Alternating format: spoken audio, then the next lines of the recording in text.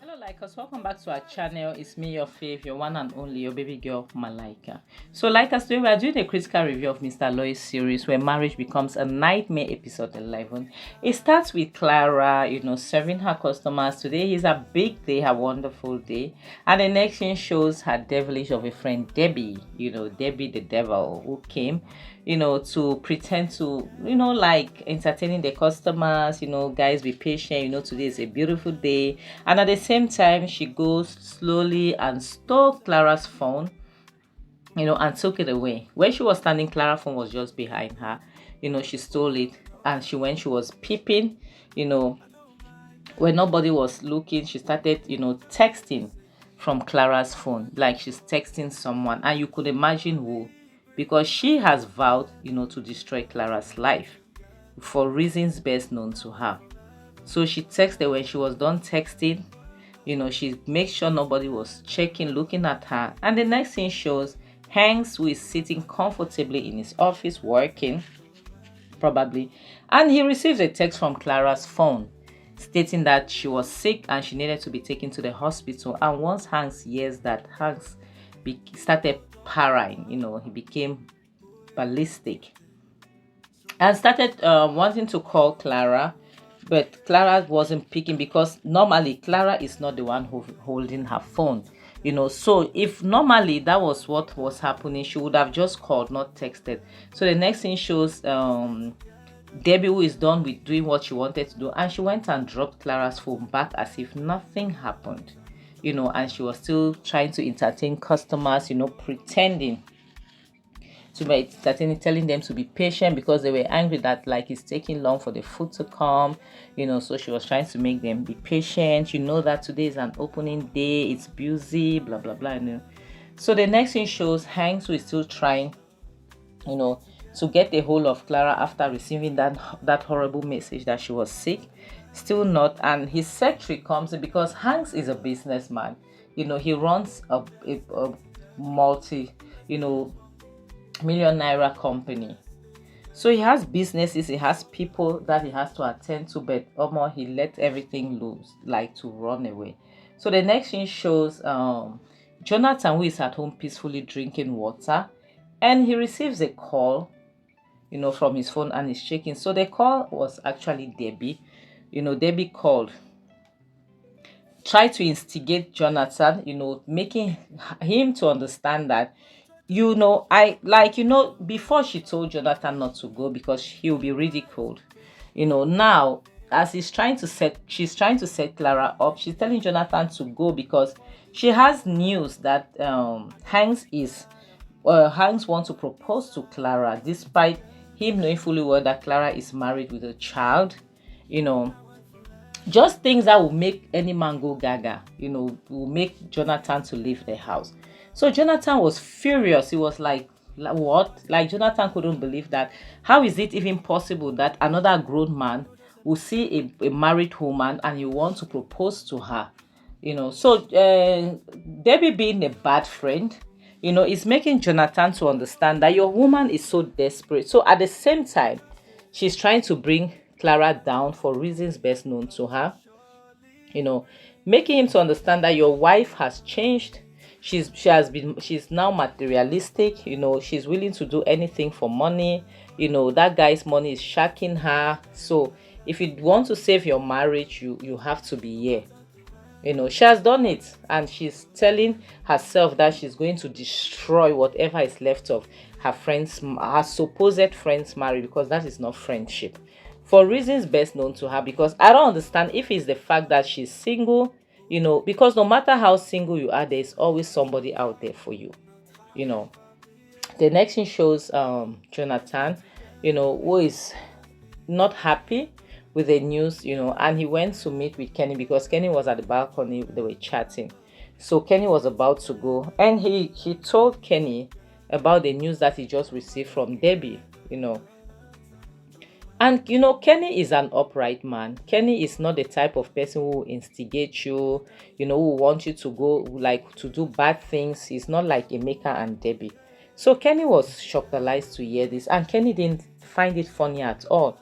So it made Jonathan to understand that if that is the truth, then my guy, you have to be there. You have to save your marriage. You have to save, like, if that is who your wife is, at least go there, look her in the eyes, let her tell you if truly she wants to destroy everything, you know, for a stranger, confront her. Excuse me, go there, find out the truth, you know. So, like he advised, because this is not right, a real man cannot do this. Why would he want to propose to your wife? So to Jonathan, to him, it's more like, what, there's nothing there, it's not worth fighting for. If Clara has made her choice that this is who she wants to be with, I think it will be best for him to let her go. But the problem now is, how would you know she made her choice? Did you hear from her? Did she tell you that she was tired of her marriage? Did she? That is the thing. You have to hear from her first to be certain that, okay, yes, this is what she wants to do. You have to. So, but thank God that he had his good friend there, Kenny, who told him, no, go and see for yourself. Go and fight for your family. The next thing shows Clara, who is at her restaurant peacefully, not knowing all the plans that are going on in her life behind her back. She's arranging things, she's serving her customers that are, they are not happy because the service is slow. And all of a sudden, she sees Hanks, who appears, and she's shocked because she had called Hanks severally, and Hanks refused to come. Hanks refused to pick his call. So Hanks came, and he was also surprised to see that this is the person who sent me a message that she wasn't feeling well. So how come she was here, serving? But now, from the look of things, based on the way they hugged, you realize that Clara felt relieved to see Jonathan. She was happy, that he came, because this is a man who saved her, who helped her, But unfortunately, this guy, Jonathan, met them, like hugging. And to him, it's enough to know that, yes, his wife is really cheating. Really. So a hug now means that your wife is cheating. So he wasn't happy about it, and he had to just leave. Yes, from the look of things, you realize that Jonathan really felt bad because he was carried away. You could see that he was just carried away. He was relieved to see that Clara is not as sick as he thought. At least she's able to serve her customers, so she's not that sick. So to him, it was more of that. But Jonathan didn't know that there was an underlying issue. So the next thing shows Jonathan, who got pissed. He left the restaurant and went downstairs to leave. But when Clara, came to try to explain herself, he smacked her so hard, and that was so embarrassing. Even Kenny was not happy about it, because to Kenny, no matter what the issue is, these were just two adults, hugging each other. They did nothing wrong. To him, it was more like, no, they did nothing wrong, guy. You cannot smack her like that in public. That was wrong of you, smacking her like that. But, Jonathan being Jonathan, he's always right. He's never wrong. So to Jonathan, he caught his wife red-handed cheating. To him, that was cheating. The fact that she was hugging her ex-boyfriend, that was cheating. And Kenny is making him understand that, guy, you are wrong.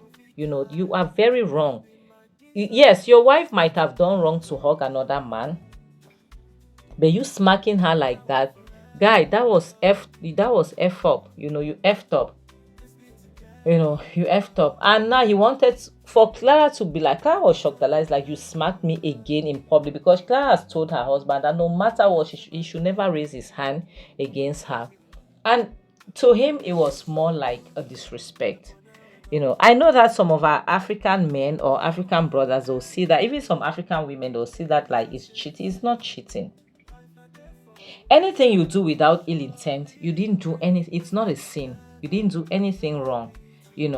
So now he's picking a fight with this guy, Hanks, because Hanks is like telling him, guy, bro, you cannot hit a woman. It doesn't matter, but to him, it is more like, I will hit her because that is my wife. But now this is a thing. Some people who hit women, I don't know why they don't understand that your wife is not your property. You know, she might be your wife, no doubt. Nobody is disputing that with you, but she is not a property. She's not a commodity. She's human. You know, you cannot say that because she did something wrong to you, and even with their daughter present, who is even trying to resonate with her dad, making her dad understand that, guy, we are in public, you cannot be misbehaving like that. You know, imagine a teenager who try to make you understand that you're doing wrong. Like whatever it is that you're doing are all shades of wrong. But now, even her dad, like, you disrespect your wife and even disrespect your daughter. How can you call your wife an olosho in front of your, like, everybody? Call your daughter, your wife, oloshos, like she's being raised by an olosho, which means you married an olosho. That is crazy. You know, some men, I don't know, honestly. Some men, I didn't say all men, some men don't know the value of women in their lives. I can't lie. It's true also there are some women that does not know the value of men in their life, but come on, you know, this was embarrassing. Yes, you are on your lowest, no doubt. You are there. It happens. From time to time, people fall, but that does not mean you become a beast, you become a monster because you're down. No. You're down financially doesn't mean you have to, drag everyone with you, because even his friend, Kenny was not happy with that. Like, how dare you? How could you not only hit your wife, but you call her names, your daughter as well? Your daughter as well. It is worth fighting, because to Clara, you cannot call my daughter that. Never. It's not happening. Clara was ready to fight her husband in public for addressing his daughter like that. How can you've insulted me as if it's not enough. You insult my daughter as well. No, no, no, no, no. And also Hanks also cannot sit and watch this guy, what's his name, doing this to his wife in public, Jonathan. So Clara pushed Hanks aside, like, to make Hanks to stop. That Hanks should not fight. This is her battle. But Hanks make that to understand that, guy, if you were my wife, it will never happen. I'll never raise my hand on you. And nobody. That is your husband. He's not your owner. He is not your owner. The only person who owns us is God, not human. Nobody owns us. And Hanks is making her understand that he never wanted to come. But he came because she sent him a message, saying that she was sick. So he had to come because of that message. But she was shocked when she heard that, because this girl knows that she never sent any message. She knows that she called Hanks. Hanks refused to pick. He didn't pick. But message, no, she never sent a message. And that's when the confusion lies. She's insisting. And Hanks is making her know that, girl, you sent me a message, I promise you. And thank God there are proof, to message, because even if, what's her name, Debbie deleted it, because might be she might have deleted it, from Clara's side, but you'll not be able to delete it from Hank's side, you understand? So there's a proof that you sent a message, because, like, Clara cannot believe, because she knows vividly well that she called. This guy did not pick message. She never sent a message. But she was shocked when Hanks showed her the message that, girl, look at what you sent me. You sent me this message. Do you remember this? And she was surprised. She was surprised because, but to her, she still said, I'd never sent you that message, But we should be careful. That is why, as I'm here, Omo, I have lock on my phone. Yes, we should be careful, because there are some people that they'll be beside you. You think those are friends, but those are foes.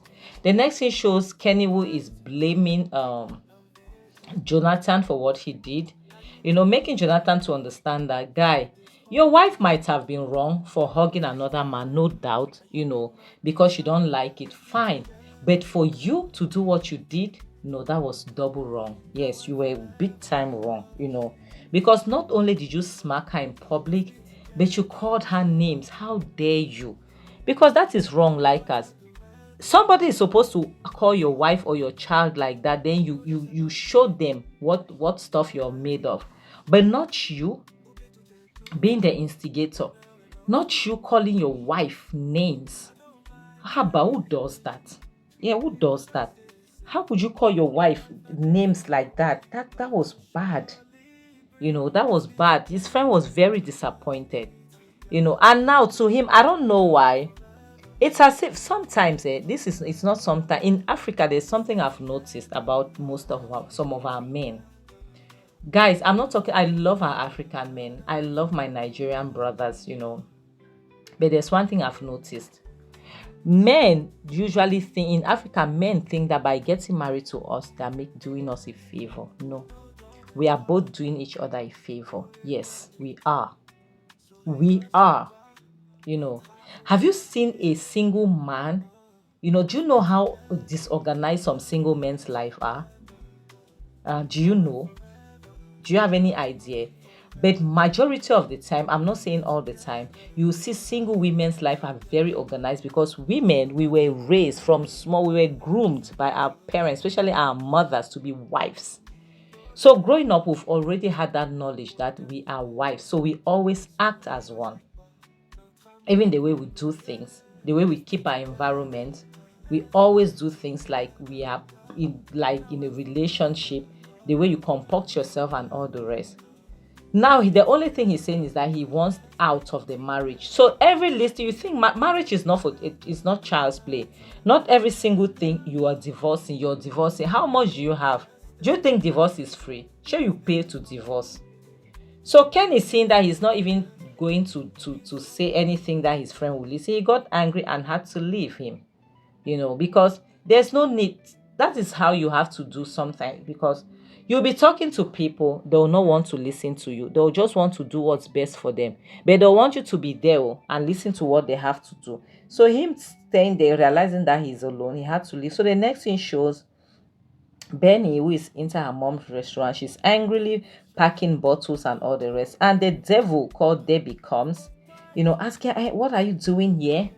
When your mother is out there misbehaving. So now Clara is just trying to destroy this woman's life. She has set the woman up against her husband. Now she wants to set her up against her daughter. But thank God, Benny is that type of child that is very outspoken, and she loves her mother very much. She was so quick to to address Debbie, tell her to stay away, to back off when it has to do with her parents. Yes, I've always seen her as a rude girl, but almost for once, said that rudeness paid. Yes, she made Debbie to realize that a friend is supposed to protect her friend. You're supposed to talk, you're supposed to be there for your friend, whether in good times or in bad times. You're not supposed to talk behind their back. That any friend who talks behind their friend's back is not a friend. It's an enemy, it's a foe, which is true. I've been saying this, which is very true. You cannot call somebody your friend, but you're so quick to be judgmental when it comes to them. You're never there to defend them. When people criticize them, you are number one to criticize them as well. What are you if not a foe? You're not a friend. You are a foe, in guise of a friend. So she made it very clear to Debbie. She told Debbie, she was very specific. She told Debbie, let me tell you something. Stay away from my parents. Like us, honestly speaking, we should raise our children to be outspoken. Yes, they shouldn't be rude, because there's a difference between being outspoken and being rude. They shouldn't be rude, but they should be outspoken, very outspoken. They should be willing and able to speak up when necessary. An adult will always find it disrespectful, because David thought she was being disrespectful to her, whereas she wasn't. She was just defending her parents. She was defending her parents. She was doing what her mother have always told her, not to get involved in people's discussion, not to get involved in people's problems, Because, for example, her problem is between her and her husband. It's not Debbie's place, Benny's place to be involved. And now she's sending the same thing to her mother's friend, which is good. Yes, and I was glad, because she made Debbie to understand that as it comes to my mother, I will defend them. I will defend my parents. Those are my parents. And next time you try this nonsense again, I'll not only defend them, I'll do whatever it is that I want to do. This is the best thing. Because it's obvious that Debbie has something against Benita. I say Benita against Clara. Debbie is out for Clara. Debbie, there's something that we've not yet seen in this movie. It is coming. You are going to see what caused this jealousy. There's something. Maybe Debbie has always wanted Jonathan. Maybe, maybe Debbie has always wanted Jonathan, or maybe Debbie has always wanted Hanks, but she couldn't get them, and she chose to be that bitter friend that will be buying you behind your back. Yes, she chose to be that person, because this is appalling. And now she's bent on destroying her friend, because she said now she'll make this girl and her mother scapegoat. For what? For reason best known to her. She wants to destroy them. Like us, we should be careful with the people we bring around us. It's very important. We should know their motives, why they want to be friends with us, because we all have to know why we are friends with people, and we should also know why people want to be friends with us. It's very important. Take care of your mental health. Protect your mental health by screening those that you allow in your space, because people like Debbie, they are out there. Okay, thank you so much for everything. On this note, I have to say bye.